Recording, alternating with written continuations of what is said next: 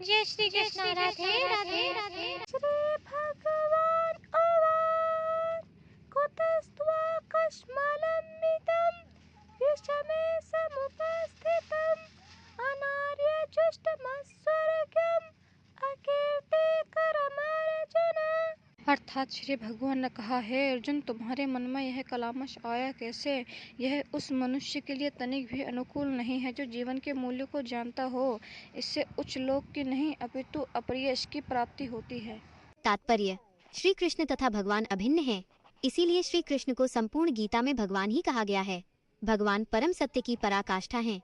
परम सत्य का बोध ज्ञान की 3 अवस्थाओं में होता है: ब्रह्म या निर्विशेष सर्वव्यापी चेतना, परमात्मा या भगवान का अंतर्यामी रूप जो समस्त जीवों के हृदय में है, तथा भगवान या श्री भगवान कृष्ण।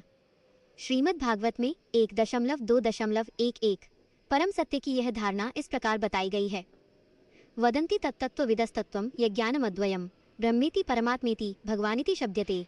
परम सत्य का ज्ञाता परम सत्य का अनुभव ज्ञान की 3 अवस्थाओं में करता है, और ये सब अवस्थाएं एक रूप हैं। ये ब्रह्म, परमात्मा तथा भगवान के रूप में व्यक्त की जाती हैं।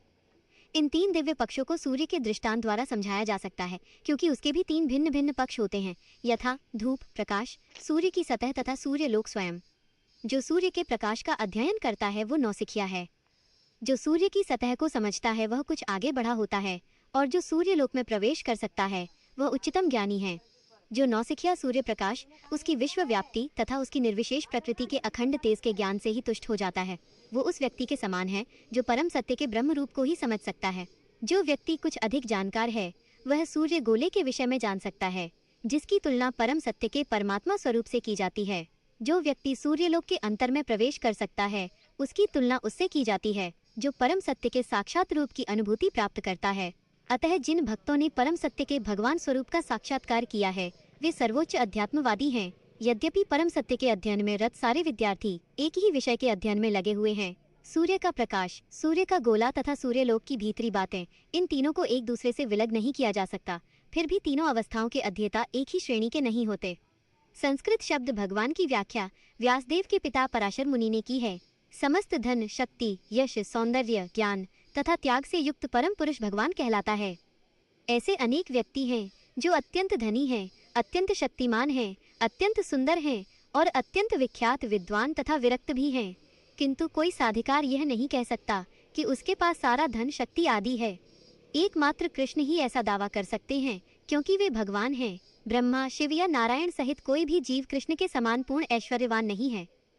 अतः ब्रह्म संहिता में स्वयं ब्रह्मा जी का निर्णय है कि श्री कृष्ण स्वयं भगवान हैं। न तो कोई उनके तुल्य है न उनसे बढ़कर है।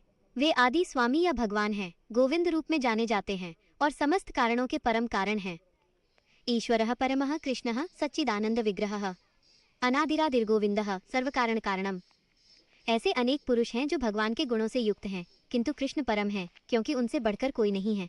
वे परम पुरुष हैं और उनका शरीर सच्चिदानंदमय है। वे आदि भगवान गोविंद हैं और समस्त कारणों के कारण हैं। ब्रह्म संहिता 5.1। भागवत में भी भगवान के नाना अवतारों की सूची है, किंतु कृष्ण को आदि भगवान बताया गया है, जिनसे अनेकानेक अवतार तथा ईश्वर विस्तार करते हैं। एते चांश कलाः पुंसः कृष्णस्तु भगवान स्वयं इंद्रारिव्याकुलम लोकम मृडयन्ति युगे युगे। यहाँ पर वर्णित सारे अवतारों की सूचियाँ या तो भगवान की अंश कलाओं अथवा पूर्ण कलाओं की हैं, किंतु कृष्ण तो स्वयं भगवान हैं। भागवत 1.3.28। अतः कृष्ण आदि भगवान परम सत्य, परमात्मा तथा निर्विशेष ब्रह्म दोनों के उद्गम हैं।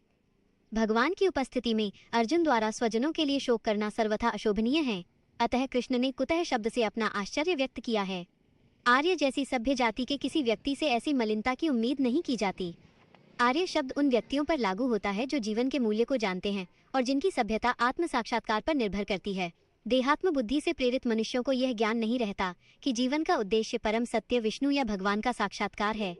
वे तो भौतिक जगत के बाह्य स्वरूप से मोहित हो जाते हैं, अतः वे यह नहीं समझ पाते कि मुक्ति क्या है। जिन पुरुषों को भौतिक बंधन से मुक्ति का कोई ज्ञान नहीं होता वे अनार्य कहलाते हैं। यद्यपि अर्जुन क्षत्रिय था, किंतु युद्ध से विचलित होकर वह अपने कर्तव्य से च्युत हो रहा था। उसकी ये कायरता अनार्यों के लिए ही शोभा देने वाली हो सकती है। कर्तव्य पथ से इस प्रकार का विचलन न तो आध्यात्मिक जीवन में प्रगति करने में सहायक बनता है, न ही इससे इस संसार में ख्याति प्राप्त की जा सकती है। भगवान कृष्ण ने अर्जुन द्वारा अपने स्वजनों पर इस प्रकार की करुणा का अनुमोदन नहीं किया।